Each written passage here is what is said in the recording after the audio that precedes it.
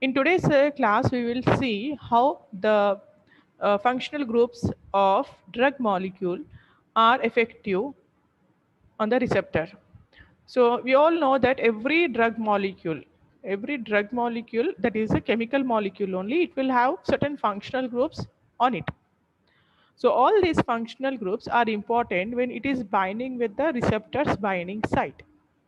So we'll see what are the factors that affect the functional groups in binding with the receptor. These are all the 8 factors: overall water, lipid solubility, and route of administration, its ability to interact with specific biological targets, mechanism of action, route of elimination and metabolism, duration of action, suitability for specific therapeutic situation, and tendency.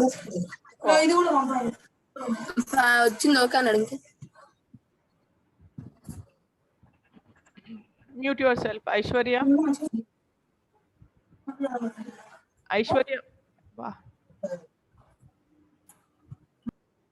Sorry for the disturbance.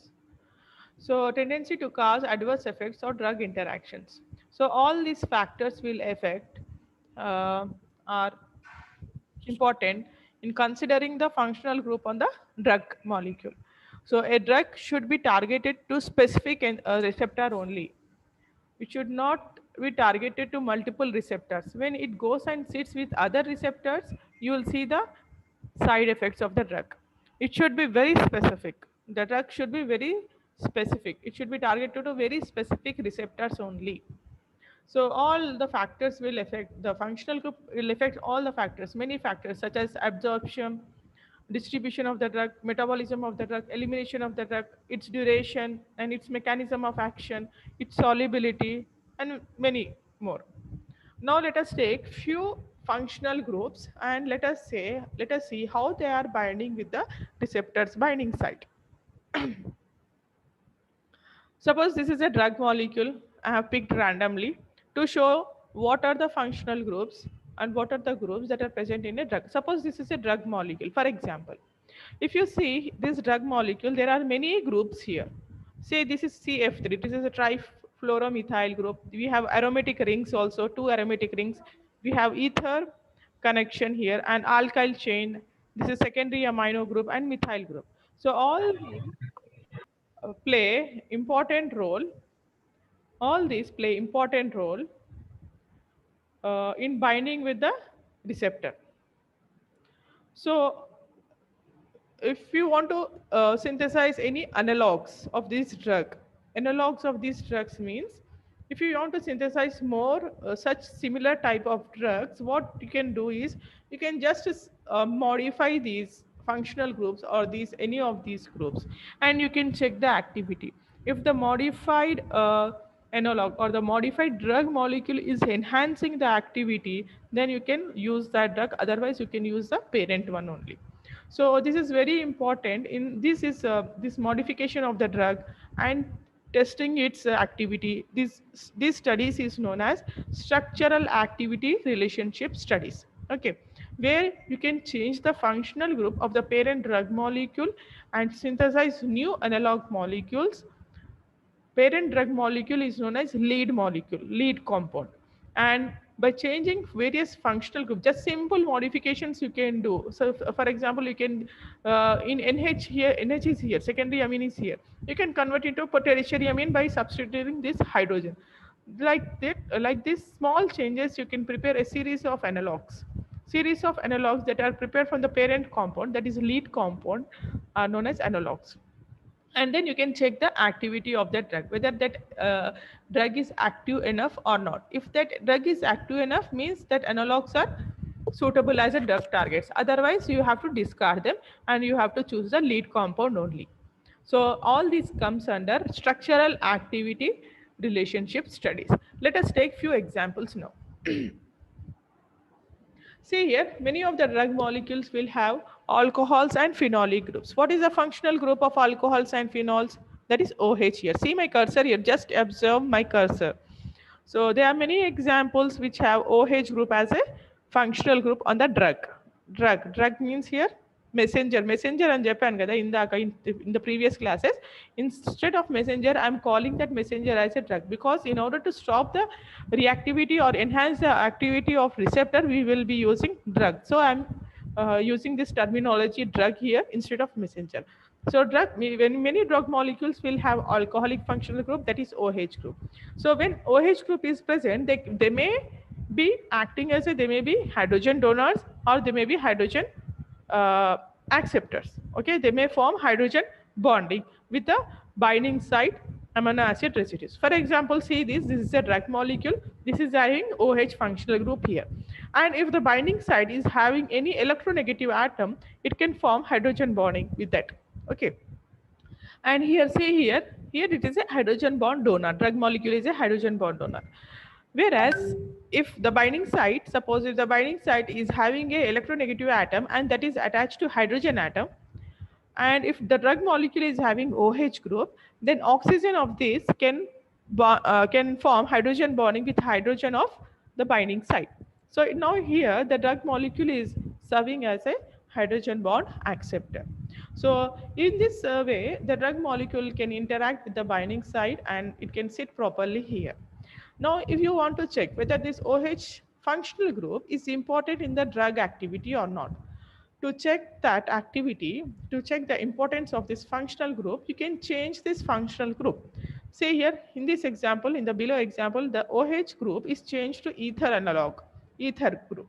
So this is a lead molecule which is having OH functional group, and now you have prepared a molecule you have prepared an analog of this lead molecule by changing this hydrogen to CH3 and converting to OH functional group to ether functional group. Now again check the activity.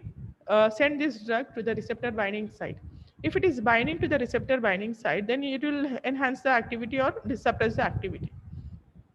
If it is not binding here, then the activity of then it indicates that OH group is important. Okay. So in most of the cases, it was found that when you change this OH group to OCH3 group, there is no interaction with the binding site of the receptor, and so there is no drug activity. It indicates that OH group is very important for the drug action. Okay. Let us take another example of amino functional group. Suppose take this example here. This is a drug molecule which is having amino functional group.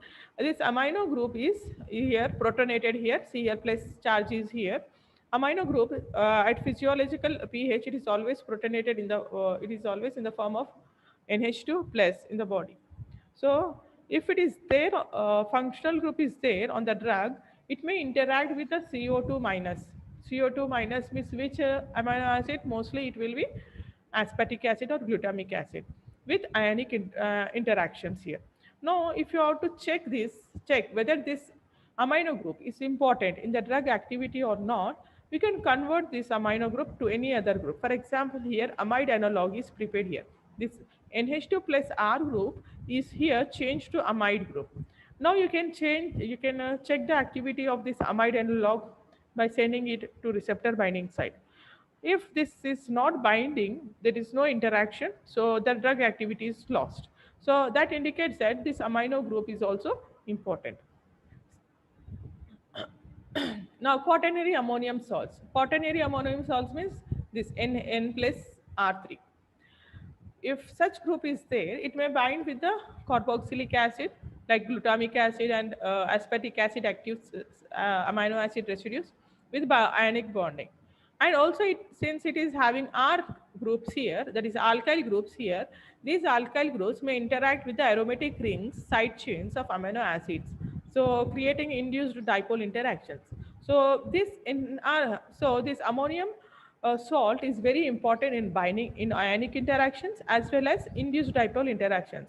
So if you change this group, if you remove this group, so obviously you will lose these interactions, the drug activity will be lost. So this group is also important while considering in the preparation of analogs from the lead molecule. Now let us see the action of double bond. Say if the drug molecule is having a double bond here, like alkene here, so you can see double bond here. This double bond can interact with the binding site here with hydrophobic interactions, okay, with hydrophobic interactions, because there are no ionic groups here. The only way of interaction is hydrophobic interaction. So in order to check that this alkene group is important for the drug activity or not, you just convert this alkene group to alkane group here. Okay, its sp2 carbons are converted to sp3 carbons here, and check the drug activity. In most of the cases, it was found that when you change this double bond to single bond here, because of the steric effect of these bulky R groups, the bulkiness is increasing here because of introducing hydrogens here. So it may not bind with the binding site of the receptor that much effectively as that of alkene here. So in most of the cases, the activity is lost when you convert this alkene or when you remove this alkene. So a double bond is also important for the drug activity. So these are every functional group you can check whether that you can take the lead molecules. Lead molecule ante when you first find a molecule that is showing the drug activity, drug like activity, which is showing a physiological activity. ఒకసారి when you find out the drug molecule, you name it as a lead molecule. Now you want to synthesize more drug molecule which are having more activity than this initially synthesized drug molecule, that is a lead molecule. So how can you synthesize? By changing the by doing little modifications in the functional groups of the lead molecule, you can synthesize series of analogs. Once the series of analogs are prepared, you can check the activity by putting it on the binding site of the receptors. If the activity is enhanced, then you can choose those analogs as the drug molecules and you can do the further clinical trials. If the activity of those analog is lost, then you have to choose the lead molecule only for the clinical trials. Okay. Now, this is the last topic, structural activity relationship. It is the same that we have just now discussed, but here I'll take a specific example to explain the structural activity relationship. That example is sulfonamide. Okay, this is sulfonylamide. What is this drug? This is a drug molecule. This is an antibacterial drug. Okay, this is a drug molecule. This is an antibacterial drug. Now we are taking this example, that is sulfanilamide. This is the only drug is there in your syllabus. It is very important. Please listen carefully. Okay, it may be asked in many times. It has asked in many times in short answers. Please listen carefully. This is sulfanilamide drug. Let us see the structural activity relationship. So if you see carefully, observe this. There are 6 carbons here. That is aromatic ring is there, and you have one amino group here, and the other amino group at 4th carbon here, and another group, functional group is there. That is sulfanilamide. That is SO2NH2 group is there at the 1st carbon side. And at the 1st carbon, you have one more amino group here. Now let us see whether all these groups are important for the drug activity or not. First, before going to this, let us see which type of drug it is. So, mechanism of sulfonamide. Sulfonamide is just now we have seen the structure of the drug. It has a similar molecular structure to that of para-aminobenzoic acid. Please listen carefully. This sulfonamide drug, it is having similar structure to that of para-aminobenzoic acid, that is also known as PABA. This PABA, that is para-ammonic benzoic acid, it is present in the bacterial organisms, bacteria. And this is PABA, that is para-aminobenzoic acid. It is a substrate for the enzyme dihydropteroate synthetase. And this enzyme is required for the synthesis of folic acid. And folic acid is required for the survival of that bacteria. If you cut down the folic acid, the bacteria will not survive. How can you cut down that folic acid? If you inhibit this enzyme. Which enzyme? Dihydropteroate synthetase. For this, how can you inhibit this drug? The natural substrate for this drug, the natural substrate that is present inside the bacteria is para-aminobenzoic acid. Para-aminobenzoic acid, when it binds to the active site of the enzyme, it will synthesize folic acid. If you avoid this para-aminobenzoic acid from binding to the enzyme's active site, if you block this para-aminobenzoic acid to the enzyme, then you can cut down the synthesis of folic acid inside the bacteria, and the bacteria will not survive. If there is no folic acid, the bacteria will not survive. So what you have to do, how can you block this? You have to synthesize a molecule which has a similar structure to that of para-aminobenzoic acid. That molecule synthesized is sulfonilamide. Sulfonilamide is a drug which is having similar structure to para-aminobenzoic acid. Okay, this is the mechanism of sulfonilamide. See here, here below you can see the two structures here. This one is your drug molecule, that is sulfonilamide, and this is para-aminobenzoic acid, that is PABA, that is present inside the body. That is a natural substrate of an enzyme dihydrotertiate synthetase that is needed for the synthesis of folic acid. So this molecule is needed for the synthesis of folic acid. So now you have prepared a drug which is having this similar structure. But you have to remember that you have to prepare a drug which should have a more interactions than the natural substrate. Okay, you have to prepare a drug such that it should have a more interaction with the enzyme so that it will go fastly and sit at the enzyme's active site and can block this PABA. So to create more interactions here, NH2 group is introduced here.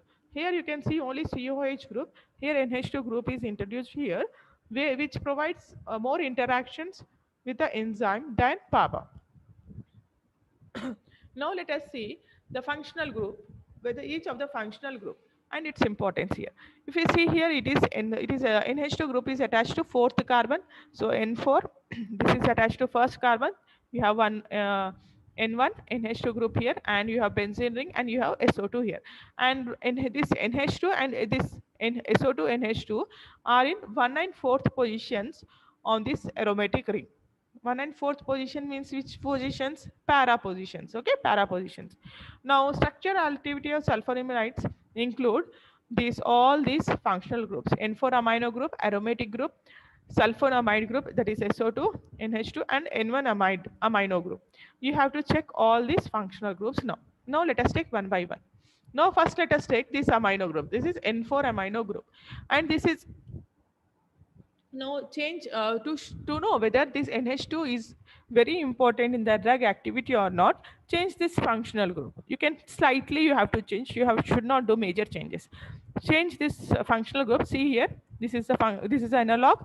This is a lead molecule. Okay, this is a lead molecule. Now you have to prepare analogs by doing little modifications in the functional groups of this. Okay. Now the first modification is at N4 amino group. So here N-acetyl group is prepared here. This NH2 group is modified to N-acetyl group here, and then the activity is checked. It was observed that when you modify this NH2 group, the drug activity is totally lost. It means that this group should not be changed. It should be as it is, that NH2 only. Now let us see the next group, aromatic ring. So aromatic ring is very important for the activity, and the substituents, that NH2 substituents and sulfonamide substituent, that is SO2 NH2. When you put these two are present at 1 and 4th carbon.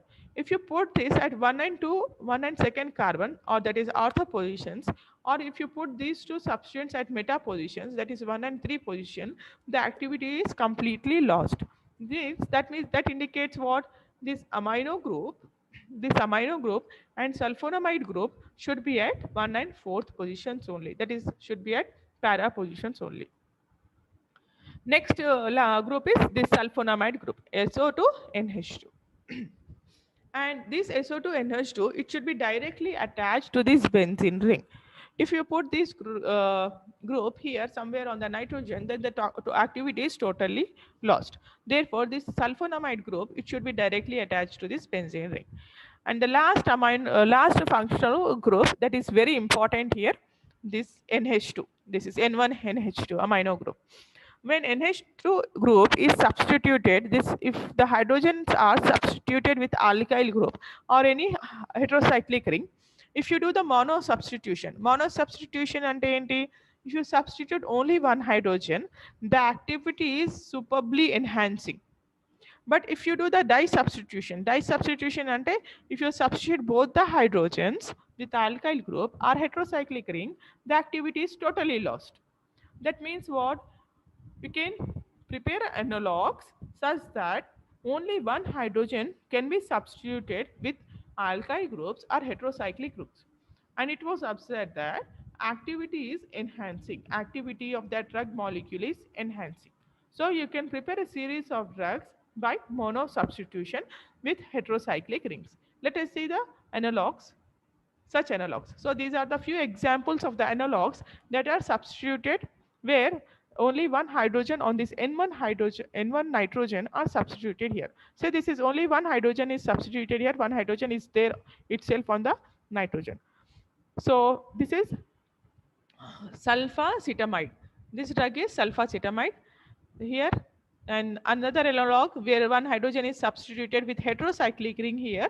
This is sulfadiazine, and see few more drugs here. See, all these are analogs of sulfonilamide, where only hydrogen, when you substitute only, when you do the modification of only this N1 hydrogen mono substitution, then activity is enhancing.